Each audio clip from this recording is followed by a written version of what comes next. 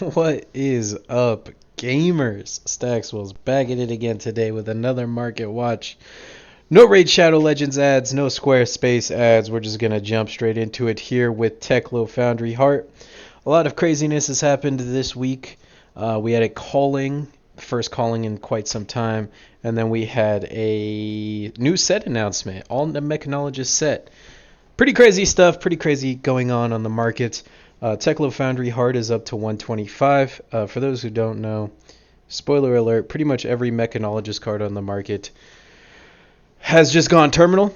So I'm just going to kind of speed through all these Mechanologist cards and give my overall take at the end here. So the Techlo Heart is at 125 for the cheapest black border. Habani Blaster, the Marvel, is at $71. And then there's only one on the market for that, and it quickly jumps up to 90 here. Techlo Core is at $13 for the cheapest black border copy, and then the cheapest rainbow foil is $40. There's only two up here for 40, then it jumps to 45. Kind of insane on that. High Octane $7.50 for the cheapest black border. Cheapest rainbow is $25. Magnetic Shockwave is like $20 for the regular, and then for the foil is also like $20. That's kind of weird. You might as well buy the foil. Pulse Wave Harpoon, cheapest copies on the market is like $13-14, and that is rainbow and non-rainbow. They're all like 15 around there.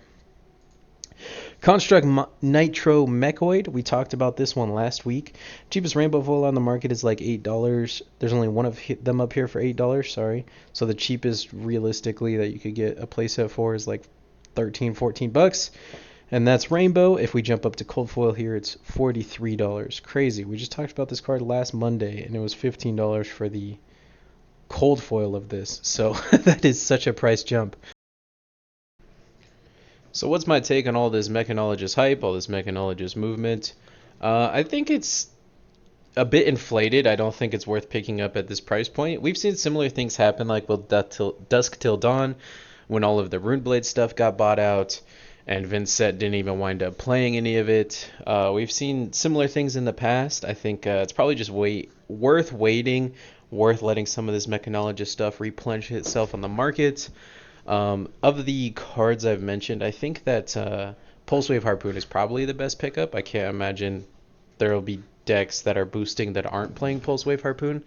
I think that's probably the best pick there. I think boost will probably be a mechanic moving forward. We've seen on the new hero you could pay 3 to play stuff from your banish zone, so that kind of makes sense when you're boosting. But I'm curious to see where the set goes for sure. I do like the Nitro Mechoid thing still. As I could imagine that people will still try and make Nitro Mechoid work, and even if it doesn't work, it's still a pretty sick card. Hold on, let's look up the Marvel. I'm just curious what that's at. Cheapest, I think it was like, yep, 200. There's only 3 on the market. Dang. Craziness. I actually kind of like that. I actually kind of think it's a fair price. But yeah, a big problem with the Nitro Mechoid up to this point was that no one could like make it work because the helmet and the gloves you had to play were just kind of trash. So maybe this new Mechanologist set will kind of fix the helmet and the gloves problem.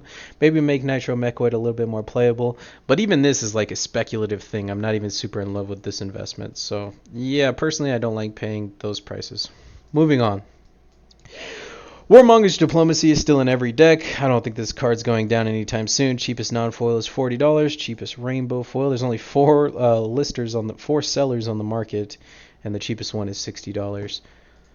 Starstruck. Bravo got second place running Starstruck, so that means that Starstruck is now a $16 card for the cheapest non-foil and the cheapest foil. There's one up here for $20, and then they jump to $35. Flesh and Blood players kind of make no sense to me in this regard because Icelander's won like the last 3 events and none of her prices have like moved up at all.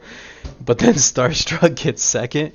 Maybe it's Pablo Pintor. Do people love Pablo or do people love Bravo? I don't know. Let me know in the comments below. Like, what is it about Bravo that made this price go up when Icelander won first place and her prices didn't go up? I think Bravo is just a fan favorite. I really do. I'm not super in love with the price though. I think this is just like because he got second. So I think it's pretty reasonable to assume all of this will come down a little bit if you're not immediately looking to play Bravo. I wouldn't recommend picking it up. Mischievous Meeps, cheapest non-foil on the market, is like $7. It kind of makes sense. I think people just read it and seen that it could steal an item. And, Mechanologist makes items, I guess.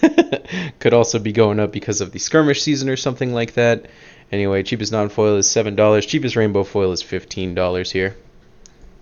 Crown of Provenance, the non-foil from Dusk Till Dawn, is $60. That's good to see. I like to see these very playable, very heavily played staples at these lower price points. Get some newer players in here. The Dusk Till Dawn Angels have been bought out. They were like 70 a week or two ago, and now they're all 100. Some of them are tickling that $200 mark, some of the better ones. The Archangel of Protection and the Archangel of Triumph, I do think they're two of the better ones, and they do have pretty sick art, so I don't really know which one's driving their price. Some kind of prism matrix of tax and playability is going on here. Arc Smash, I'm not sure many people know this card or thought about it when they were buying stuff out. So this is a little bit of a player inside special here. Maybe the whales don't know about this one yet. Roll a 6-sided dice, destroy up to X items where X is half the number rolled, or half the number rolled rounded down. So if you roll a 6, you destroy 3 items. Even at worst, if you're rolling a 2 and destroying 1 item, you're effectively like paying 2 cards, Arc Smash and the card you pitched, for their 2 cards, which is the item and the card that pitched. They played the card that they pitched to play the item, and that's like on its worst day, so it has a pretty high ceiling and a pretty high floor and a very high ceiling, right? On its best day, it destroys 3 items, which is just crazy. I would say probably pick up just a couple of these. It's a Majestic from Crew, and we all know that Crew didn't have a large print run or anything like that, so I can't imagine there's a ton of Arc Smashes out there.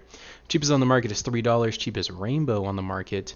There's only 9 listers here. Look at this. 9 listers, and the cheapest is like $3 or $4. So I think it's a good pickup. Poison the Well is another one I think is a good pickup here. Oh, I don't know what I clicked. Whoops, hold on. Yeah, Poison the Well, it's like a 50-cent card. This is kind of an overlooked Majestic from this set. 50 cents next time a hero would gain life this turn. Instead, they lose that much life. So think if they activate a Sigil, this is an instant, so you can respond. It's also a blue, which is like what you want in like these weird techie cards. Not only do they not gain the 3 life, they take 3 life, so this 1 Poison the Well is effectively gaining you 6 points of value, and has go again, right, because it's an instant, and it's a blue. Like, I don't know what more you could ask for, and this is just with the current card pool. Imagine a world in the near future, or distant future, I guess, where cards are gaining more than 3 life, right? What if there's a hero that has a specialization that gains like 10 life or something like that? You could see a world where Poison the Well is definitely going to go up, and for 50 cents, I just think why not have a playset, you know? The Coldful Young Uzi promo. This was like $60 for the longest time, and now it's down to $40. So if someone was holding off on this, I just want to bring it to your attention. Tunic was announced for yet another reprint. Love to see it. Tunic has been reprinted like 5 times now, and it's still $200 for the cheapest copy. So if you're going to buy a Tunic right now, okay, we know it's going to get reprinted. We don't know how it's going to get reprinted. We could assume it's either going to be non-foil black border or non-foil white border. I don't know which one it's going to be. But either way, if you're looking to buy a Tunic, just get the rainbow foil, $20 more, and it kind of protects your investment by being foil, giving it a little bit more of that bling factor that people are going to pay a premium for. I think the price differential between these 2 cards should be way more than it was. Even if I had a non-foil right now, I'd be looking to sell it. And buy a rainbow foil. Codex of Frailty keeps creeping up. Every week this card goes up by a few bucks. It makes sense. Codex of Frailty is just a broken card. Every deck that says Assassin or Ranger on the hero is going to play this card, I imagine, until it gets banned or something. They're just going to play this card forever. It's so good. So if you don't have a playset and you're at all interested in those, yeah, don't wait for it to go down, because I'm not entirely convinced that that's ever going to happen. Thank you guys so much for watching. Don't forget to like, comment, rate, subscribe, and help the algorithm help me out a little bit. Later, gamers.